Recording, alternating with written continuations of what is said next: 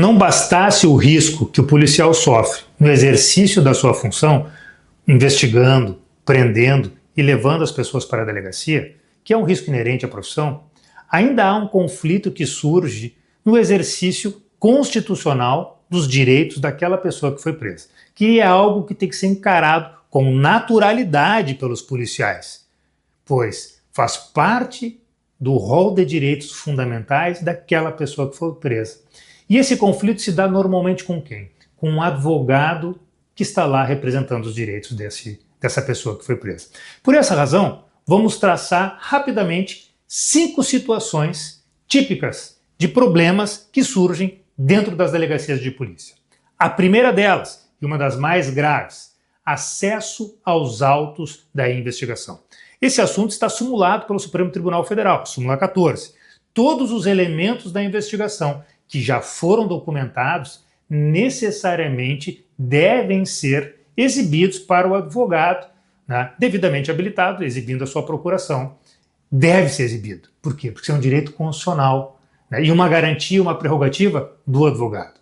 Segunda situação, conversa reservada com a pessoa que foi presa, ou seja, com o cliente, mesmo sem a procuração.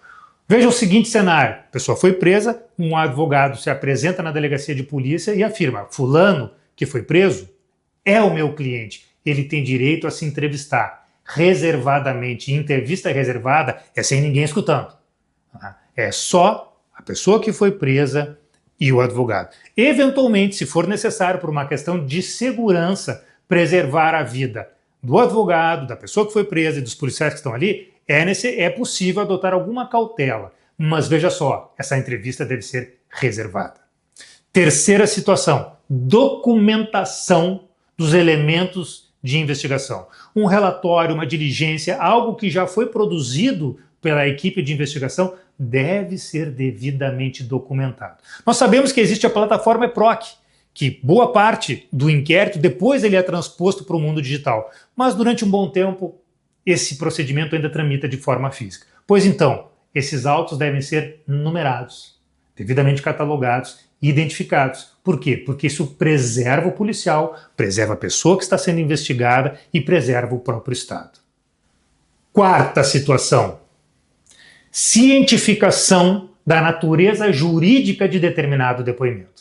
Vocês sabem muito bem, quando uma pessoa senta para depor, muitas vezes o status, a natureza jurídica daquela pessoa dentro da investigação não está muito clara. Se ela é investigada, se ela é testemunha, não se sabe exatamente. Mas é necessário garantir àquela pessoa o direito ao silêncio. Por essa razão, se por um acaso o policial desconfiar ou surgir a hipótese de investigação sobre aquela pessoa ou sobre o fato que envolva aquela pessoa, necessariamente aquela pessoa deve ser comunicada. Você está sendo ouvida na condição de investigada. E, quando ela for testemunha, que seja dito. Você será ouvido na condição de testemunha. E aí o compromisso pelo crime de falso testemunho será tomado.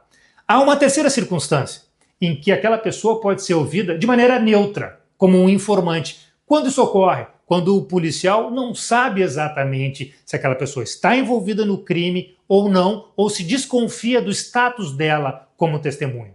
Nesse caso, que a ouça como um mero informante e não tome o compromisso de dizer a verdade. Quinta situação, também muito delicada. Em determinado momento, durante um interrogatório, por exemplo, se a pessoa diz, eu não quero mais responder as perguntas. Necessariamente, seja o policial, seja o delegado de polícia, aquele interrogatório deve ser imediatamente interrompido. Não pode o policial consignar as perguntas que ainda teria por fazer nos autos, no termo de interrogatório. Uma vez manifestado o interesse daquela pessoa em permanecer em silêncio, esse interesse deve ser preservado. 5 pontos, bem rápido, para que reduza o conflito entre policiais e advogados.